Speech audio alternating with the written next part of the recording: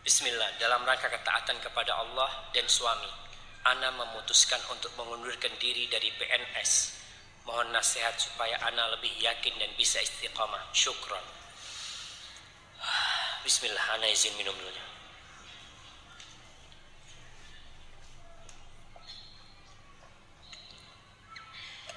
Nah, ingat bahwa yang wajib memberikan nafkah dalam keluarga adalah suami.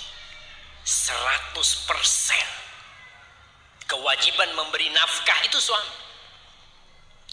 Allah subhanahu wa ta'ala berfirman, Ar-rijalu qawwamuna 'ala an-nisa bima faddalallahu ba'dahum 'ala ba'din wa bima anfaqu min amwalihim. Tuh, pemimpin, suami jadi pemimpin itu karena karunia Allah dan karena dia memberikan nafkah.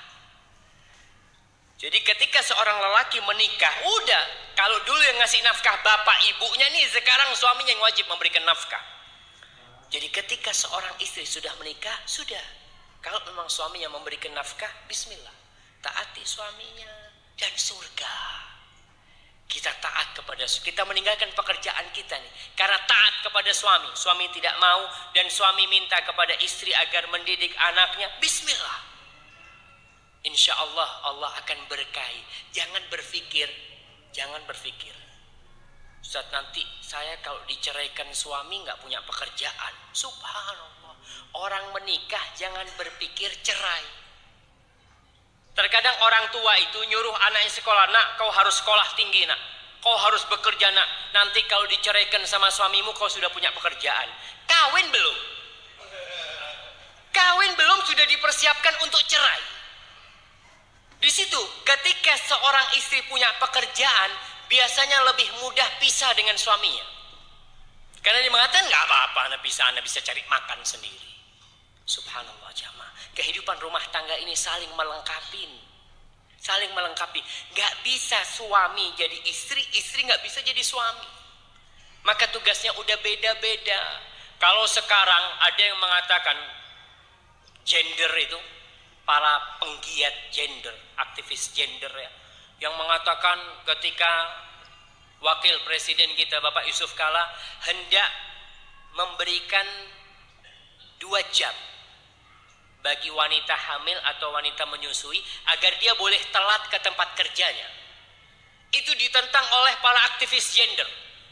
Kata dia, oh ini termasuk diskriminasi terhadap wanita. Emangnya didik anak itu tugasnya perempuan aja? Tidak, suami juga bertugas didik anak. Iya betul, tapi udah dibagi-bagi tugasnya. Tugasnya suami itu memberikan nafkah.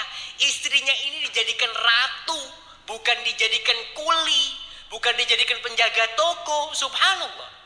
Terkadang ada wanita-wanita yang dikatakan, Masya Allah wanita ini bekerja. Kerjanya di hotel atau di restoran. Apa kerjanya? Anda ingat Ustaz Zainal Abidin, dia cerita kerjanya cuma bukakan pintu, monggo. Nanti datang tamu lagi, monggo. Sampai berpuluh-puluh tahun bisanya cuma monggo. Oh kerja saya, apa monggo kerjanya. Dia berpikir orang kalau di rumah itu tidak bekerja, dusta dia. Bagaimana seorang istri yang jadi ibu rumah tangga tidak dikatakan bekerja, itu satu kebohongan. Dan ini kedoliman kepada para wanita. Mereka tidak menghargai. Tanyakan kepada umat. Bagaimana Imam Syafi'i bisa menjadi imam? Ibunya.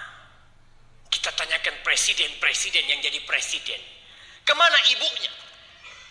Ibunya yang menyiapkan anaknya.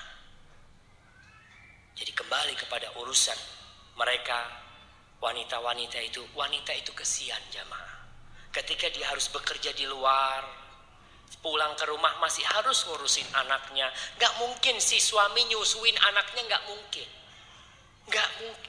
Perempuan kerja di luar jadi PNS ketika hamil, gak mungkin gantian sama suaminya. Mas, aku kesel mas.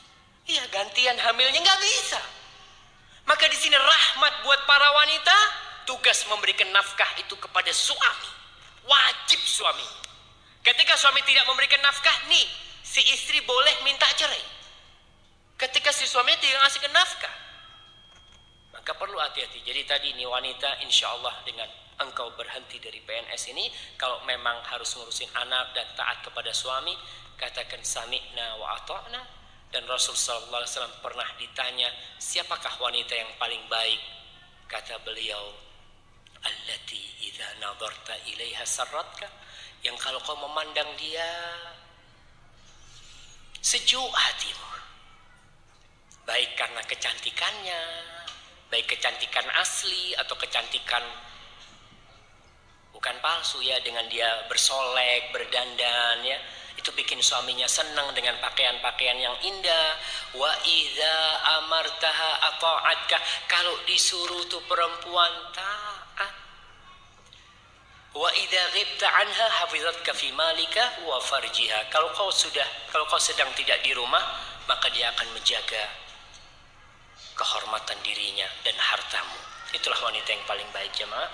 Dan insya Allah dunia ini jangan takut ya, rezeki Allah akan turun.